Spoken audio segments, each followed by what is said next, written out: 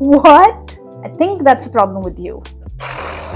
I already can smell the reviews from here. It's a fiction book. Guess this was a bad thing to do for me at the start of my day. Welcome back to my channel. Today I'm going to be torturing myself with reading 1-star reviews of my 5-6-star books. And I'd like to tell you that Goodreads and me were not friends. Whatever book that I deem to be 5 stars or something that I read and then I give it 5 stars, it always has 3.5, 3.7, maximum 3.7 ish rating on Goodreads. So I'm not going to be surprised reading some really bad and ruthless reviews about the books that I love, but you know what? Reading is subjective, whatever. So I have the goods here with me. Let's read the reviews for A Little Life. Let's see. Oh wow, there are a lot of 1-star reviews for this book already. Let's see. Fuck this book. And it started out so well. The writing is actually gorgeous. I can see why many people like this book. Really, the author knows how to use language. Unfortunately, the story she was told was not worthy of it. What? The longer I read this book, the more I dreaded reading it. I mean, yeah, that was the whole point of the book. It is a sad book. Nobody told you that this is going to be a very happy, rainbow and sunshine kind of book. Then I read a bunch of interviews by her and hated the book even more. Okay, that I have heard actually, that she has said something in the interview. She's saying some problematic things. I have not seen those interviews, so maybe this is a valid review. After months of sitting on this and finally collecting my thoughts, I can firmly say that I despise this book and I still wish I'd never read it in August 2021. I can't give this a rating. I don't even know what to think about it. I just wish I'd never read it. Well, that's the thing about this book. I feel either you love it or you hate it, because there is just so much pain and struggle in this book that it's fair that somebody would not be able to read the entire thing. It really takes a toll on you, so I get it. I would not recommend this to my worst enemy. I feel sullied and manipulated, not because of the subject matter itself, but because of the voyeuristic and melodramatic way it was handled by the author. I kind of second that, only the first part of it. I would not recommend it to my worst enemy either. But I don't think it was voyeuristic. I don't think it was melodramatic. Maybe melodramatic in some ways, but definitely not voyeuristic. It's a sad book about abuse, guys. If you're reading about physical abuse and you think that it's voyeuristic, I think that's a problem with you. Everyone who has ever recommended this book to me or rated it 5 stars owes me $20. Okay, Claude, I didn't recommend this book to you, so that saves me $20. I get it, the writing is stunning, but the queer phobia, the constant suffering, the fact that the author wanted to write a story in which it shows those who have faced trauma can never recover, that is what I do not understand. How you all forgive suffering for pretty writing, I do not know. There's no message in the story, no underlying motivation other than to make you suffer. All there is inflicting traumatic after traumatic experience onto a single main character in which nothing truly positive ever happens. life is terrible. Okay, I get it. I see where this is going. Writing is stunning. I did not see the queer phobia. I felt like it was done in a very subtle way. Even the characters in the book, they are queer, but there's not a discussion that happens around it. That's just who they are, and I like that. They don't have to come out as such. So I don't think it was queer phobia at all. Please do not spoil it for me. I'm sorry. I'm so sorry. I'm very sorry. I'm so very sorry. But I think this book is a joke. I don't know how you managed, but more than 700 pages filled with pedophilia, rape, abuse, excruciating pain, death, and whatnot made me laugh. And I don't consider myself a pervert. This novel is like a fake Gucci bag. What? It looks like the real deal, and you can't tell the difference at first glance. But then you start to wear it, and okay. All right. Let's get to the point. There are so many other issues with the writing, like the constant jumping between past and present tense, or the constant jumping in time, 5 years at a time, from Thanksgiving to Thanksgiving. There must have been 100 Thanksgiving in 40 years. You do the math. I want to scream it at the top of my lungs. Okay. The only expressive face in the whole book is that of the orgasmic man on the cover. I'm sorry for the vulgar ending of this review. I'm so sorry, but your novel reminds me of a never ending verbal diarrhea of the worst kind. Little substance, a lot of bad smell, and cramps, or in my case, cringes. Okay, well, I'll give it to the reviewer here, that is a good review objectively. Well, this seems fair. I don't I don't know what to say. The last line there has really got me. I think I'm going to use it. But what gets me is that you know that the book is about abuse. You know it is about traumatic things happening with the characters. You go in with that. Yes, in the start it was a little confusing for me as well that there is no timeline, there is no specific year that we're in. It's only described through the events that happen throughout the year, like it's Christmas, it's Thanksgiving, which I feel makes the book a lot more timeless. Like you could pick it up 50 years down the line and you would still be able to read through it because it does not really dwell in one specific time. That is what that might make this book a classic in my opinion. So, fair review. I like that last one. That was that was a good one. Okay, let's do a fun one now. So I read Magnolia Parks, the entire series, I think 2 years back, and very surprisingly, I liked it. I already can smell the reviews from here. Characters are extremely unlikable. In the first one or two books, I don't think you would actually, understand them, or they come off as very annoying and entitled, which they are entitled. They're privileged, rich British kids. Yeah, I enjoyed reading it. I had the time of my life reading it, and I'm thinking of doing a reread for the entire series. But let's see. Wow, this one also has a lot of one-star reviews. All right, let's see. I have a lot of regrets. Jail to the person who recommended me this book. You will answer for your crimes. Wow. I did not do that, so no jail time for me. BJ, you were pathetic, and Magnolia, please, for the love of God, stand up. Well, I mean, yeah, that's true actually. Even I felt that. I was like, you know what? Say something. But they just go on being toxic in circles, which I love to read. Maybe I need to do some introspection and see why I enjoyed reading about that, but that's not what this is about. Finish this in a day and at what cost? I don't understand the hype surrounding this blowjob dude. Girly should do better. Okay. His name is BJ. Yes, everybody calls him BJ, but his name is something else. I don't remember the full name, but I think it's Valentine something. I think so. No, nope. Okay. That's a very enlightening review. This book reminded me why I hate men so much. Well, true. I would agree with that. I would agree with that. Along with men, even the women in the book, the girls, everybody is toxic. I don't think you would find any one person who you would say, okay, this is a normal person in the book. I don't think there was any. All of them were toxic in their own way. They were entitled, they were brats. Everything was served to them in a silver platter, or is it a golden platter? I think. Silver spoon. Everything was served to them in a silver spoon. The only thing this book was good for was killing the spider in my bathroom, and to clarify, the 1 star is for how well this book worked as a weapon. Wow, that's brutal. Fuck you, BJ, you know what you did. Wow.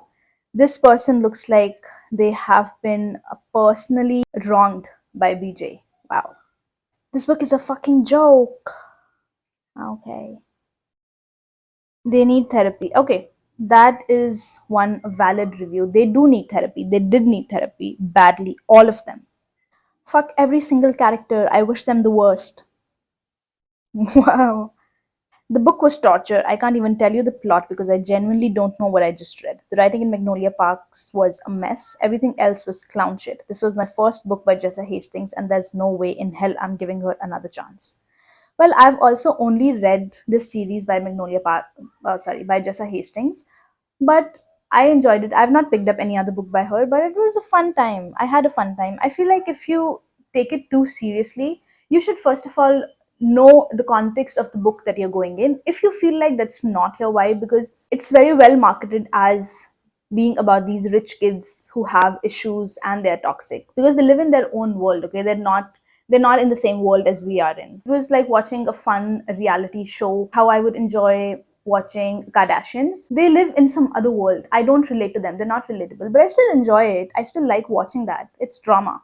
I loved it. Reading all these reviews and talking about the book makes me want to read it even more. Next book, very close to my heart, is Conversations with Friends. I This was the last Sally Rooney book I read. I've not read Intermezzo.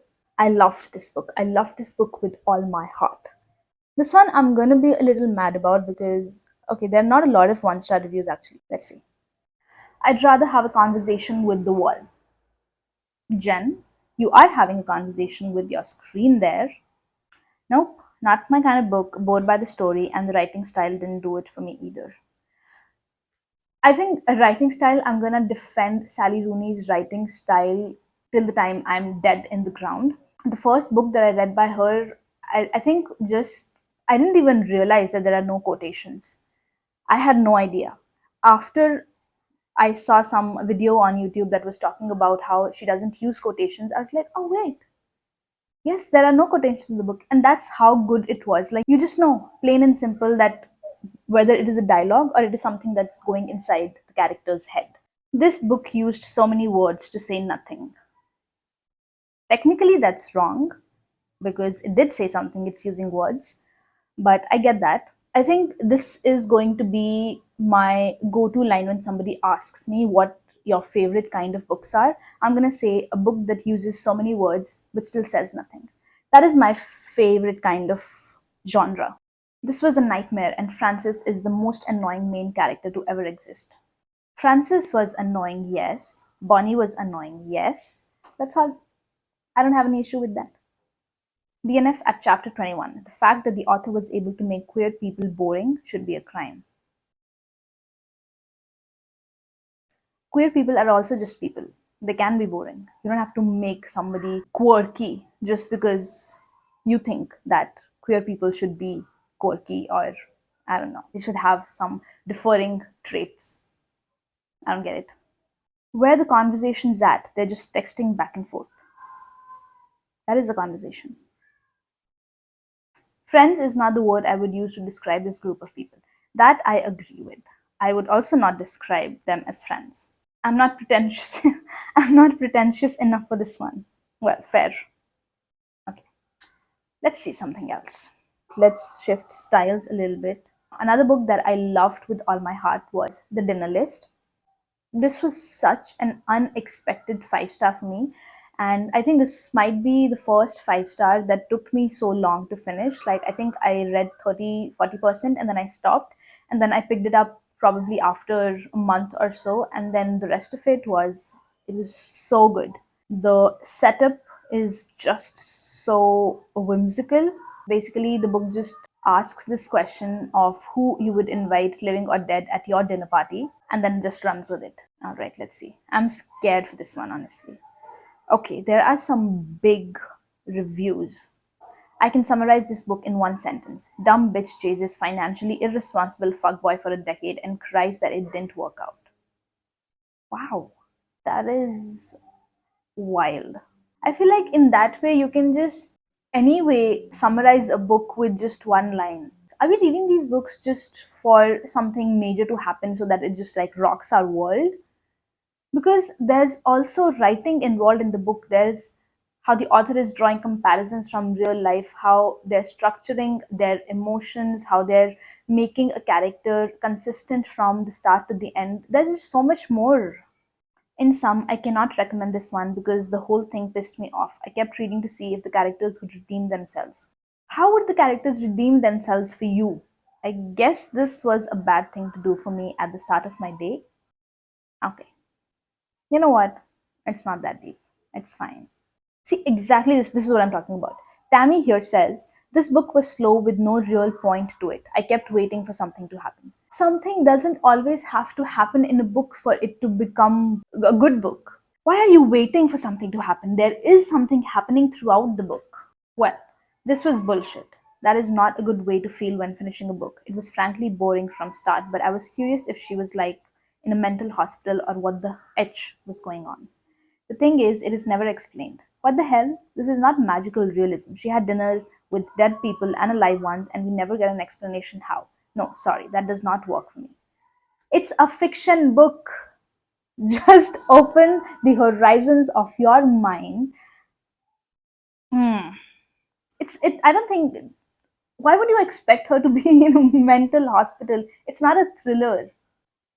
This person has actually shelved this book as read and in fiction. And you're saying that you didn't get an explanation on how dead people are at the table. It's fiction. It's fiction, it's literally fiction. Audiobook DNF at 21%. First book by author. Interesting premise, but with that many characters, narrating your book with that same pitch of voice was just not working for me. It came off bored and monotonous throughout the entire listen. I picked this up back in July, DNF'd at 3%, and decided to give it another try now in December. See, that is valid, I would say, because not all books translate really well when you listen to them on audiobooks. So I guess that's fair. I have not listened to the audiobook. I guess that's fair. I don't have anything to say to that. Okay, a lot of these are about audiobooks now. So boring AF, and the audiobook narrator makes this book insufferable. That's not the writer's fault though. I don't know. Is it narrated by the author herself? I don't think so. Anyway, let's do one last book. Let's do A Court of Mist and Fury. I think this was actually my second fantasy book, and I still remember where I was when I was reading the series. That time, it was so good. Everything aligned in my life for me to be able to enjoy this book. I loved it. Let's see. Oh, this barely has any one-star reviews. Wow. Okay. First of all, this is marked as high fantasy. You have got to be kidding me. I've skimmed through the entire book. Well, I think that's your problem. You've skimmed through the entire book. I still have no clue why it's so popular. A quote of blah blah is boring as hell. Characters are infuriating and tiresome. They possess no unique or remarkable qualities. Quite on the contrary, actually. I feel like they possess a lot of remarkable qualities given that they are in a fantasy world. They can fly, they have magical powers. Sex scenes were laughable and cringeworthy. I call this erotica for children. Wow. I hope then K does not give this book to their child to read. Writing was monotonous. I don't even want to think about this. Plot. Was there any? Whatever it was, I found it painfully predictable. It's a 5 book series, and this is the second book. So, how can it be predictable? Where you end up in the fifth book is nowhere close to where you are. There's so many characters that are not even introduced in the second book. How is the plot predictable? I don't get it. This is the most overrated piece of crap I've ever attempted to read. I mean, do people really find this appealing? Oh well, I tried. Okay. You have attempted to read it. You've skimmed through the book. You've not really read it. So, how can you talk about the writing then? When you fall in love with a bat. Exactly what happens when you fall in love with a bat. This was the fake porn and the biggest waste of time ever. Sorry, not sorry, but I'm pissed off because my big ass reviews were deleted. Oh no, I wanted to read the big ass review. But I don't get why people are calling it fake porn and erotica. This series is a very plot heavy series. So I don't know what people have been reading because I did not find that to be true.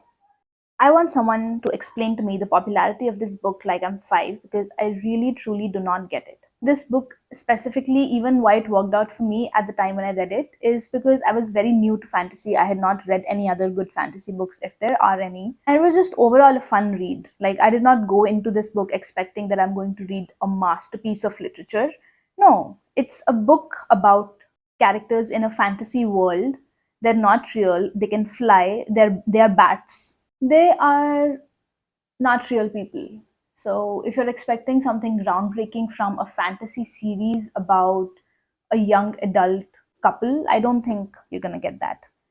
I tried to like this, I really did, but I honestly don't care about a single thing that's going on. Fair, that's your opinion, you don't care about it. That's fine. I think that is it for now. I have worked myself up reading these reviews. This was actually fun because I don't have a lot of people in my life who read the same kind of books that I do. So I don't get to hear differing opinions on my 5 star, 6 star reads. So these were just some of my 5 stars, and I tried to pick different genres so I can make this a little bit more fun. But if you've stayed till here and watched me lose my shit in between, thanks for watching. Thanks for coming along on this journey with me. And I will hopefully see you in the next one. Bye.